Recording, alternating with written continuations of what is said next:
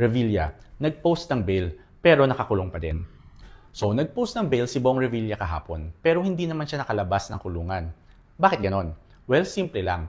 Dalawa ang kaso ni Bong Revilla, yung graft na bailable at yung malversation na non-bailable. Kaya nakapag-bail lang siya sa graft case pero kulong pa din siya sa non-bailable na malversation case.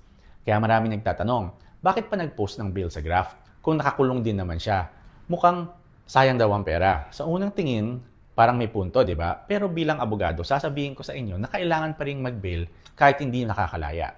Ang posting ng bail sa graft ay para tanggalin lahat ng sagabal para sa possibility na mag-grant ang bail niya later. Kasi sigurado naman na magfa-file ng motion for bail si Bong Revilla para sa malversation case.